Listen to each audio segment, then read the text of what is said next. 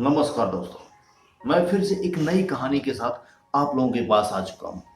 और इस कहानी में क्या गूढ़ रहस्य है, ये आपको लास्ट में पता चलेगा। तो शुरू करते हैं इस कहानी को बिना किसी देर के।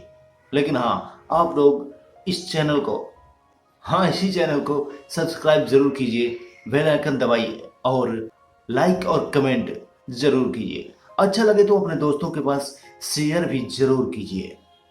तो बिना किसी विलंब के अब शुरू करते हैं इस कहानी को।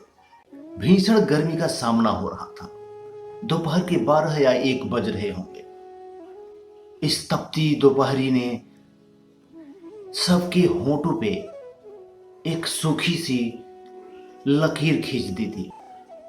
किसी को कुछ भी अच्छा नहीं लग रहा था। सभी गर्मी से उब रहे थे। पंखों के नीचे तो बैठने से ये महसूस हो रहा था कि जैसे हम आग के पास बैठे हैं। गर्म हवाएं पंखों के नीचे से भी मिल रही थी और बाहर का मंजर इतना खतरनाक और इतना भयानक था, जैसे कि लग रहा था कि आग उगल रहा है ये सारा ब्रह्मांड। और इस बीच में जब कोई भी आकर के अपनी बातों को सुनाता था, चाहे वो बातें कितनी भी अच्छी क्यों ना हो, कितनी भी संस्कारी क्यों ना हो, कितनी भी प्रेम से कही गई बात क्यों ना हो, लेकिन वो बात बहुत ही गुस्सा दिलाने वाली होती थी। और जब कोई जबरन अपनी बातों को प्रस्तुत करता था, हमारे सामने रखता था, तो वो बातें हमें बिल्कुल भी अच्छी नहीं लगती थी। क्योंकि गर्मी की वजह से पूरा दिमाग गर्म हो चुका था और इस गर्मी की वजह से बहुत सी परेशानियां होने लगी थी। कोई शरीर को टच करे ये भी बर्दाश्त नहीं हो रहा था। और इस आग उगलते मंजर में कहीं भी दूर दूर तक कोई एक पौधा भी नजर नहीं आ रहा था। चारों तरफ दूर दूर तक केवल पहाड़ों के चट्टान, रेत और रेगिस्तान ही नजर आ रहा था। पेड़ पौधे तो मानो जल से गए थे, उनका कहीं पता ही नहीं था। ऐसा लग रहा था कि वो रूठ के कहीं दूर चले गए हों। नदी नाले सूख से गए थे। पानी की दुर्दशा हो रही थी। पानी के लिए हर प्राणी तड़प रहा था।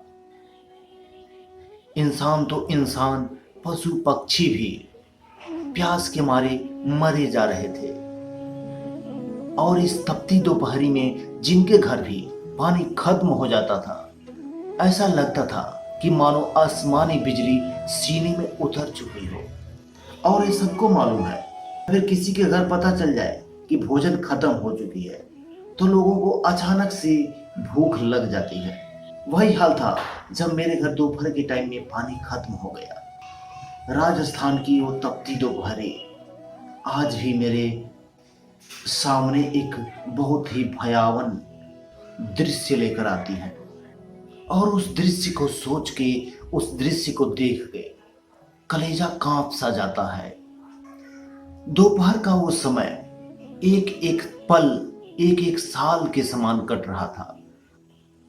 और जब माथे से होकर पसीने आंखों में जाते थे, उस समय क्या पीड़ा होती थी, ये शब्दों से बयान नहीं किया जा सकता। आंखों में देखकर ही महसूस हो जाता था, क्योंकि आंखें पूरी लाल हो जाती थीं और बार बार बंद सी हो जाती थी। मैं चुपचाप दरवाजे पे खड़ा उस तपते हुए रेगिस्तान की तरफ देख रहा था।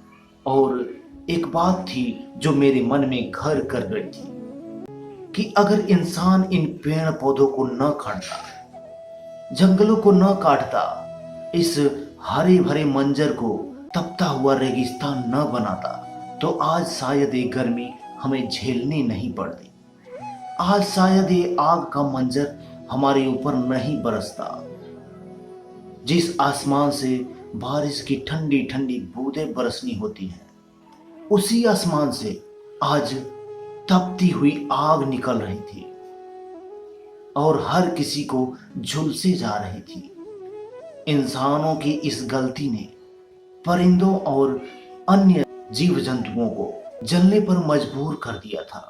मैं ये सोच रहा था कि जब यहाँ पे हरे भरे पेड़ पौधे होते थे, उस समय पंछियों के चुहचुहाने के आवाज सुन के कितना मीठा लगता था, कितना अच्छा लगता था।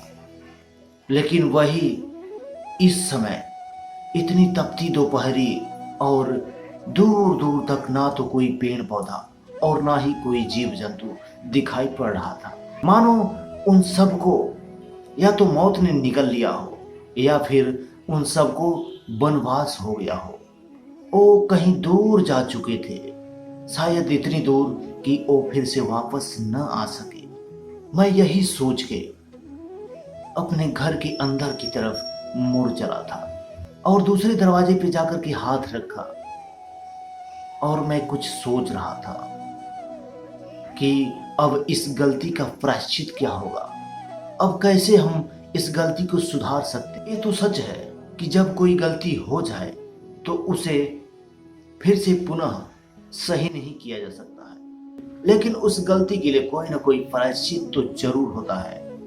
और हम कैसे करेंगे प्रायश्चित, ये हमें खुद ही तय करना पड़ता है, खुद ही सोचना पड़ता है। मैं यही सोच रहा था, तब तक मेरे कंधे पे किसी का हाथ महसूस हुआ। पीछे मुड़ के देखा तो मेरे कंधे पे आकाश का हाथ, और वो बोल रहा था कि क्या सोच रहे हो, ये तपती दोपहरी हम लोगों का पीछा नहीं छोड़ने वाली है।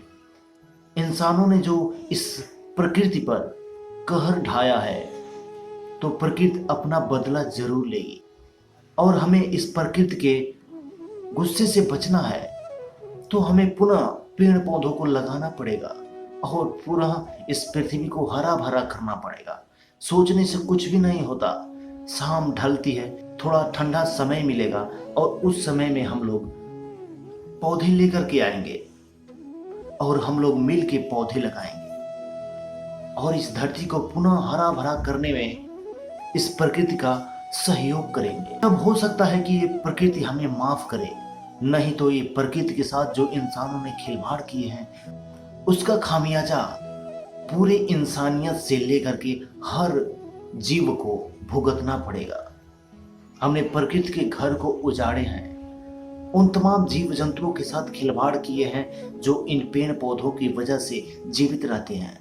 हमें ये सब कुछ सही करना होगा और ये एक दिन में सही नहीं होना है। हमें इस आग को बर्दाश्त करते हुए प्रकृति का साथ देना होगा और पौधे लगाने होंगे, तभी जाकर के ये तपता हुआ मंजर ठंड के मंजर में बदल जाएगा। नहीं तो ये तपती दोपहरी किसी को बख्शेगी नहीं, ये प्रकृति किसी को छोड़ेगी नहीं।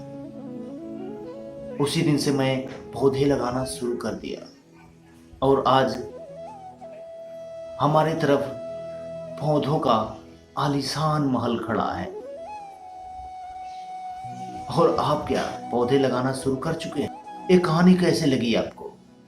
इंसानियत के नाते ये कहानी क्या शिक्षा देती है, ये भी जरूर बताएं हमारे कमेंट बॉक्स में। और हाँ, वीडियो को लाइक और चैनल को सब्सक्राइब जरूर करें और बेल आइकन जरूर दबाएं। नमस्कार, फिर मिलते हैं अगली कहानी के साथ।